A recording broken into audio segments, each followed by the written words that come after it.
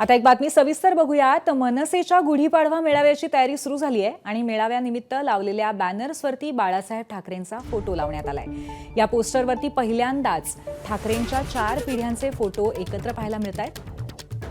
राज ठाकरेंनी वेगळा पक्ष काढल्यानंतर माझा फोटो मनसेच्या बॅनरवर वापरू नका असं बाळासाहेब ठाकरेंनी एका भाषणामध्ये सांगितलं होतं आणि त्यानंतर बाळासाहेब ठाकरेंचे फोटो हे मनसेच्या बॅनरवरती दिसले नव्हते। मात्र आता बाळासाहेब ठाकरेंचे फोटो मनसेच्या बॅनर्सवरती पाहायला मिळतात।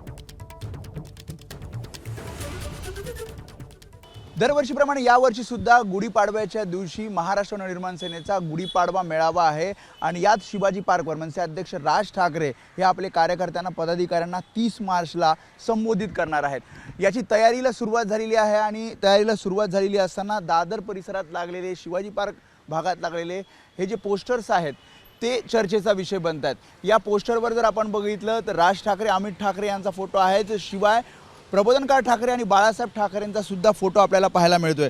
खरं तर महाराष्ट्र नवनिर्माण सेना वेगळा पक्ष राज ठाकरेंनी काढल्यानंतर बाळासाहेब ठाकरे यांनी एका भाषणामध्ये म्हटलं होतं की माझा फोटो वापरू नये, म्हणजे महाराष्ट्र निर्माण सेनेच्या बॅनरवर आपला फोटो नसू नये असं त्यांनी सांगितलं होतं। आणि त्यानंतर खरं तर बाळासाहेब ठाकरेंचा फोटो महाराष्ट्र निर्माण सेनेच्या बॅनरवर दिसत नव्हता आणि आता 17-18 वर्षानंतर पुन्हा एकदा गुढीपाडव्याच्या या मेळाव्याच्या निमित्तानं जे बॅनर्स लागलेत तिथे आपल्याला बाळासाहेब ठाकरे आणि प्रबोधनकार ठाकरे यांचा फोटो पाहायला मिळतोय। म्हणजे आपण जर हे पोस्टर जर बघितलं तर 4 पिढ्या ठाकरेंच्या या पोस्टर्समध्ये आपल्याला पाहायला मिळतात।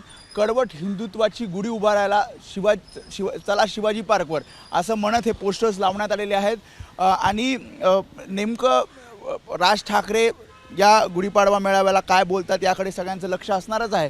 मात्र पुन्हा एकदा बाळासाहेब ठाकरेंचा फोटो महाराष्ट्र नवनिर्माण सेनेच्या या बॅनरवर लागल्यानं एक वेगळी चर्चा आपल्याला पाहायला मिळते।